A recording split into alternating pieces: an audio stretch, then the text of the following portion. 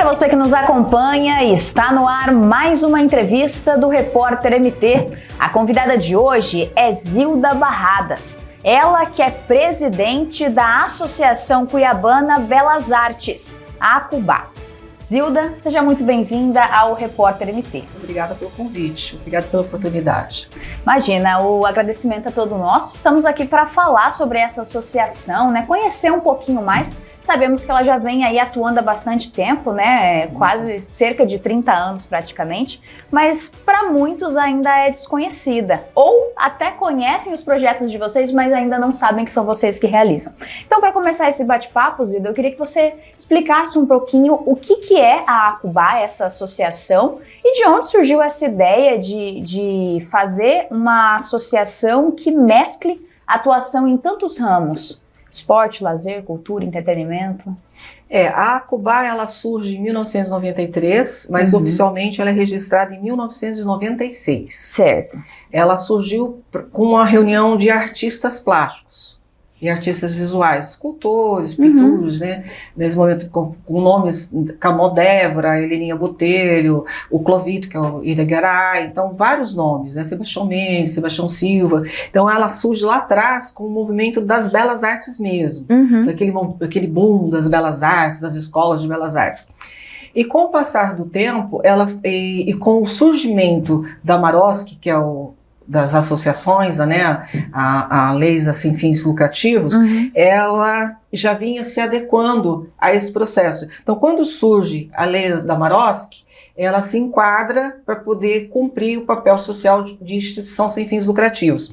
Então, a partir daí, a gente começa a ampliar o trabalho. Sim. E antes vinha só com restauro de imóveis, com exposições, promoções, por exemplo, a gente tem bienais, salões de artes, então tem várias atividades mesmo. Antes era só voltada para artes visuais. Com a Maroski a gente tem a oportunidade de ampliar a função social dela. Então a gente passou para audiovisual, para esporte, para lazer. Então a gente ampliou o segmento, porque essa é a função de uma instituição sem fins lucrativos, ela trabalhar em prol da sociedade, para isso que ela é criada, junto com os programas de governo. Sim. Então as instituições sem fins lucrativos, elas vieram para auxiliar os governos executarem ações em que o governo não consegue chegar e atingir. Então a ACUBA aproveitou esse momento e fechou parcerias, tem que ter parcerias com o governo do município, do estado e federal. Então, de acordo com a situação, de acordo com o processo, entra numa dessas esferas. Certo. A gente falou da questão de atender vários setores, como a cultura, entretenimento, a questão dos esportes também. Vocês têm vários projetos voltados para isso. Houve alguma influência inicial para criar uma associação com o intuito de ser multissetorial? Você falou das reuniões iniciais que houveram com os artistas plásticos, daí vocês começaram com essa ideia de exposição, mas depois veio com esse outro foco. Digo isso porque vocês têm projetos, campeonatos de futebol, tem cinema também gratuito para a população, tem muitas ideias muito boas. Então, o que foi de influência para vocês criarem algo nesse sentido de atender várias áreas de formas diferentes? A ACUBA ela já tinha vocação para fazer projetos sociais, mas com a pandemia, quando aconteceu a pandemia, o que aconteceu? Os artistas, eles ficaram muito restritos. Sim. E a população também ficou muito restrita. E a gente percebeu que a pandemia trouxe um momento muito difícil para a população. E o que aconteceu? Quando nós saímos quando a gente começou a sair da pós-pandemia, a gente começou a perceber que precisávamos estar junto da sociedade, levando aquele boom de vida, porque a gente viveu de novo.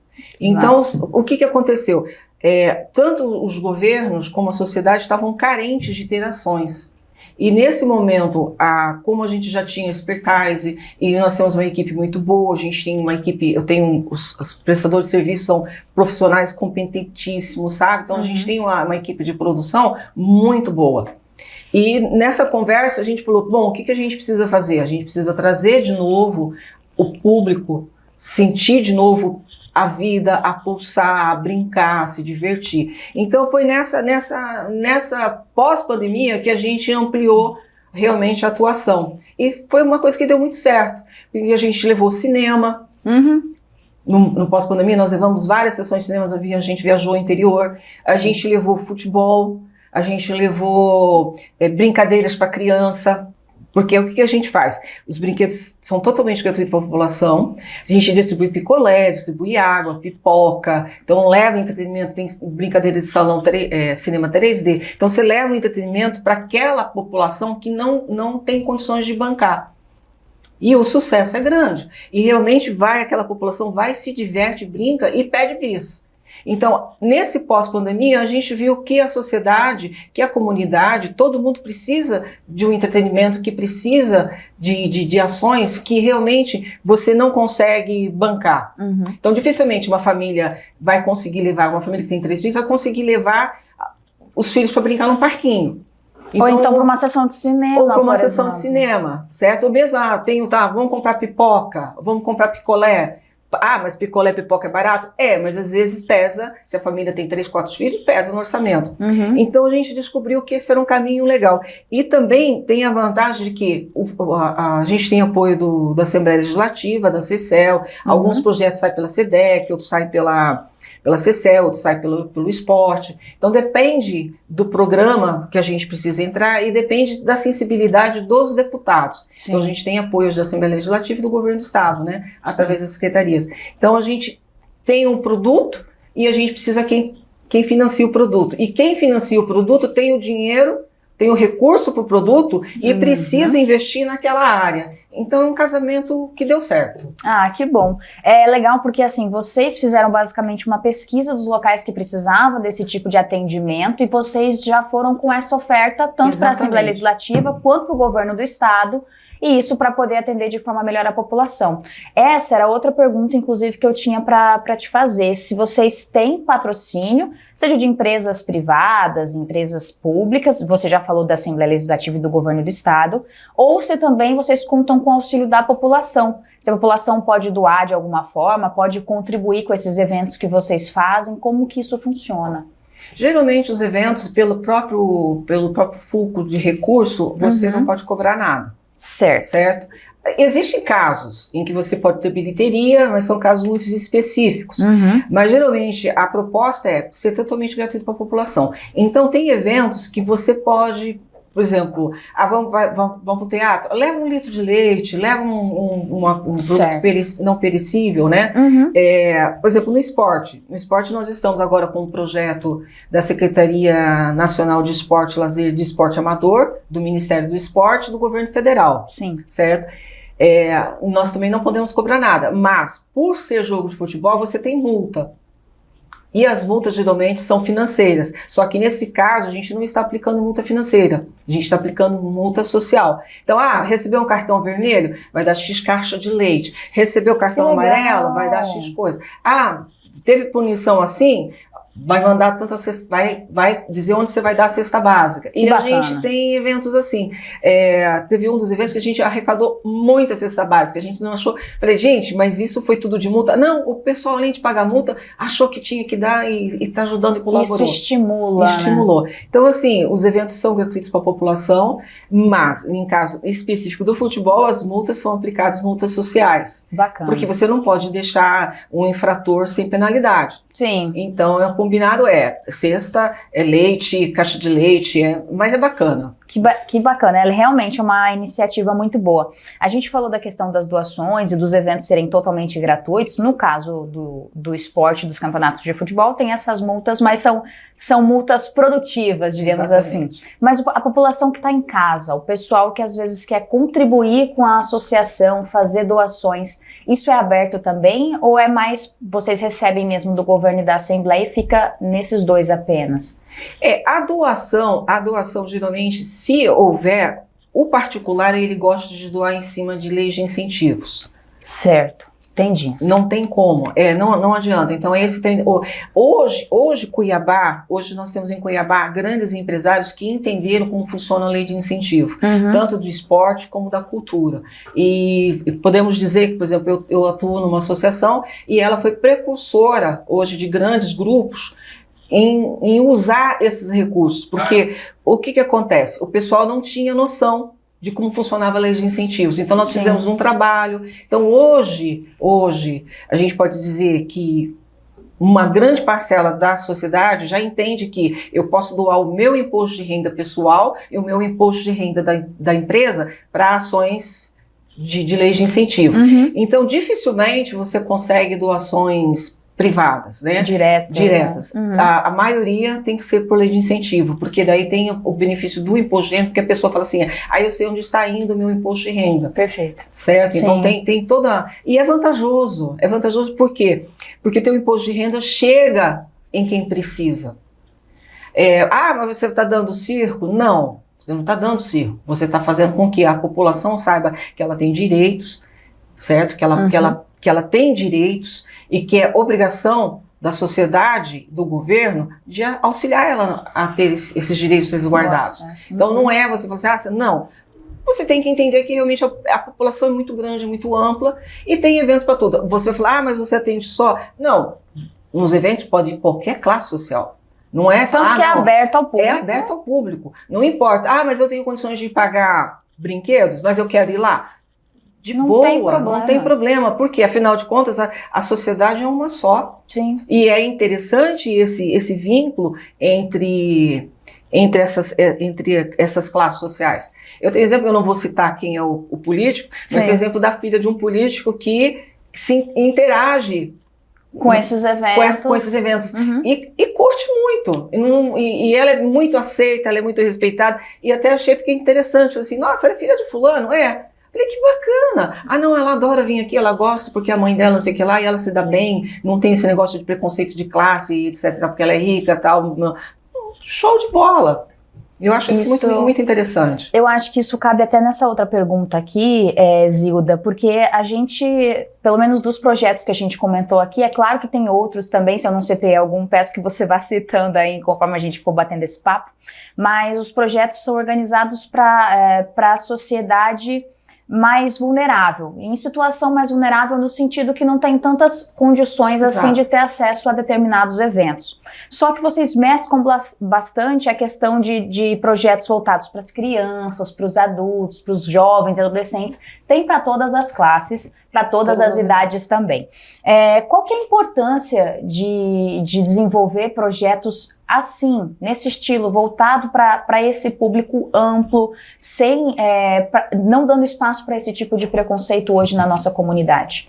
Olha, a gente tem conseguido atingir com ótimos resultados. Tanto a gente tem ações que acontecem no Cine Teatro, tem ações que acontecem em outros teatros, em praças. Nós tivemos uma experiência maravilhosa com o André De Luca, que o André De Luca levou uma proposta para o interior. Ele iria executar somente uma apresentação naquelas cidades. A proposta foi tão bem aceita que ele falou, olha, estou fazendo mais sessões. Sim. E o ingresso era ingresso solidário também, leva 1 litro de leite. Não é obrigatório, é uma sugestão. Então aquele que se sente sensibilizado, ele leva, certo? Então quer dizer, em casos mais assim de teatro, você consegue atingir um público um pouco mais, como que eu posso dizer, menos carente financeiramente. Sim. Mas você não pode fechar.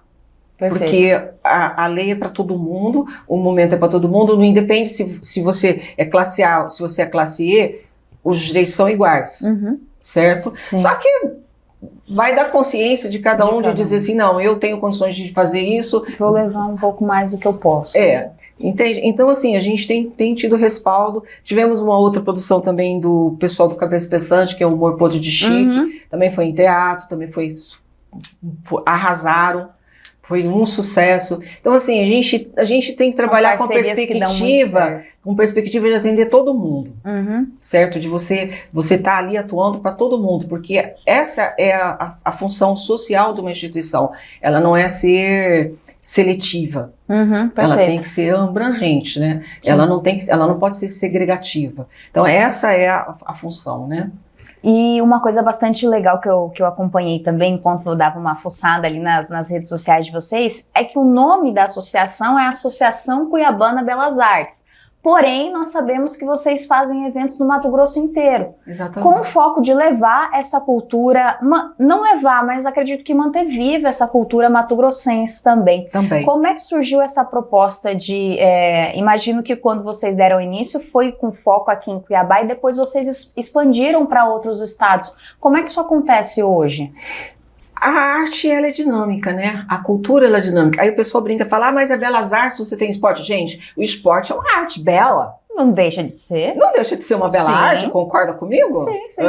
Tanto que tem um dos campeonatos que nós estávamos promovendo, que o rapaz concorreu nacionalmente, um dos rapazes, concorreu nacionalmente com o melhor gol. Eu assisti e falei assim, gente, existe isso? Ele fez um gol maravilhoso e foi nacional. Eu falei, isso é uma bela arte. Sim. Então até me questionaram, mas você é belas artes. Eu falei, gente, cinema é bela arte.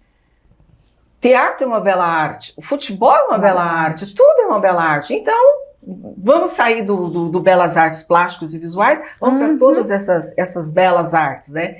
E então, assim, é uma brincadeira que a gente fala. Sim. Porque nós temos eventos, por exemplo, uma das bienais que nós executamos, a gente teve gente do Brasil inteiro. Os nossos salões de arte, eles são nacionais. Sim. Vem obra do Brasil inteiro e são premiadas obras do Brasil inteiro. Não tem... outro critério que a gente tem cuidado nos salões que a gente executa são os curadores. Uhum. Eles são selecionados, a gente não interfere, cada um tem o hábito de entra lá, faz a sua escolha, depois debate, a gente não interfere. Então a gente tem curador que vem do Brasil inteiro para cá. Então é assim uma coisa interessante. Por quê? Justamente isso, você tem que mesclar. Você tem que trazer o novo também para cá e levar para fora. Nós tivemos um momento que, por exemplo, Sebastião Mendes foi para a Itália, né? Infelizmente, Sebastião Mendes nos deixou. Sim. Mas você tem que ir para fora, você tem que trazer de fora e fazer essa troca. Uhum. Porque essa é a função da cultura, né? Senão você não pode ficar estacionado num lugar só. Mas, em questão da regionalidade, a gente tem mantido... porque Cuiabá, Mato Grosso é muito único. É muito único. A nossa cultura é muito rica e é muito única. Então a gente tem pessoas aqui maravilhosas, criações aqui maravilhosas. E estão sendo exportados. Por exemplo, hoje André De Luca, que é maravilhoso, Almerinda daqui, tem em São Paulo. Exato. Então a gente tem essa criação maravilhosa que vale a pena ser investida. Sim. Vale a pena você investir. Tem variedade também, por exemplo, de música. Nós estamos com um projeto de viola caipira de 10 cordas. Uhum. É um grupo que ele já tem 15 anos de existência que ninguém conhecia. Aí eu falei assim, gente, tem um grupo de viola caipira que toca viola 10 cordas, só música de raiz. O pessoal tem ainda? Tem. Então a gente hoje está promovendo esse grupo. Então eles estão fazendo ações sociais também. Aproveitando, a gente falou desses projetos aí, para a gente finalizar a nossa entrevista também, Zilda, eu vi que vocês também têm ações voltadas para a questão do meio ambiente. E nós passamos, pelo menos pontuando nesse ano, foi um dos piores com relação à seca, queimadas, incêndios florestais, extremamente devastador. E a gente vem passando isso já há muitos anos, praticamente período marcado. Agosto, setembro, outubro são os piores meses que a gente enfrenta aqui no nosso estado.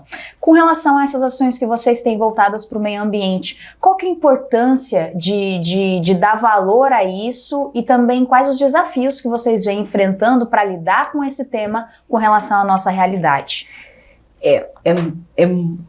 Infelizmente, a população ainda tem uma cultura meio distorcida do que é o meio ambiente. Sim. Infelizmente. Então, a gente tem que procurar trabalhar. Agora, a gente vai fazer um trabalho com crianças.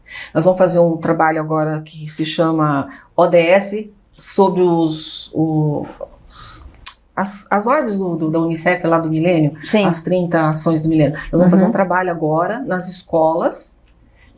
Quer dizer, agora não, vai ter que ser para o ano que vem, porque a gente começa agora e vai soltar as palestras para o ano que vem. Sim. Então nós vamos trabalhar essa parte com os alunos e com os professores sobre o que representa o meio ambiente, como você tratar do meio ambiente, como você, mesmo não tendo recursos, como você pode economizar. Que tipo de material você pode buscar no supermercado? Que tipo de material descartável você pode recolher na sua casa? Que tipo de material você pode comercializar? Que tipo de material você pode reaproveitar para um objeto de decoração? Então a gente está com esse propósito, chama ODS, né? Recicláveis do Milênio. E a função desse projeto vai ser exatamente isso. Serão 5 palestras, são 5 palestras diferentes, e a gente vai produzir isso nas escolas municipais e estaduais, nas escolas públicas. Sim. Por quê? A folha que cai no quintal, ela não é lixo. Você não precisa queimar. Ela aduba a sua terra. Cria um buraco, põe aquela folha. Ah, comprei um saquinho de leite plástico, junta com os outros plásticos, tem uma latinha. Alguém cata a latinha, descobre se na sua região tem alguém que está produzindo e que precisa catar recicláveis, usar recicláveis. Porque, por exemplo, na casa da minha mãe, eu em casa, eu tenho um tambor onde eu ponho um saco de lixo e vou jogando todo. Eu fico chocado o tanto que eu consumo. Sim. É chocante. Então eu dobro, amasso, limpo, põe dentro do saco, separo e leva para reciclagem. A gente entrega ali no estacionamento, até fazer propaganda. Gente, se vocês não sabem onde deixar, ali no estacionamento do camelô, sim, mesmo que tenha pego fogo, tem lá um espaço em que tem uma cooperativa. E eles recebem. Então a gente separa e manda tudo para lá. Então tem que mudar essa mentalidade. E essa é a nossa proposta. A gente vai para as escolas, levando 5 palestras, inclusive levando capacitação de como trabalhar e fazer arte com produtos recicláveis. Eu tenho uma amiga que ela pega pedacinhos de pano, ela faz coisas maravilhosas, e ela dá aula assim nas escolas. Sim, então essa é a preocupação que a gente tem. Por quê? A gente tem uma comunidade toda, uma sociedade toda, uma infância toda que vai virar adulto, que vão virar adolescentes. E é nossa obrigação hoje fazer com que eles entendam que precisa haver essa reeducação, que eles precisam entender o consumo consciente, o que é feito conscientemente. E hoje, por exemplo, é mais difícil você trabalhar a cabeça do adolescente, mas é mais fácil de trabalhar a cabeça de uma criança. Sim. Lembrando que são gratuitos, vocês podem contribuir também com ações de solidariedade e participar desse projeto lindo, desses projetos lindos e dessa associação também. Obrigada, Zilda. E assim chegamos ao fim de mais uma entrevista no Repórter MT. Esses e outros conteúdos você confere no site repórtermt.com. Até a próxima!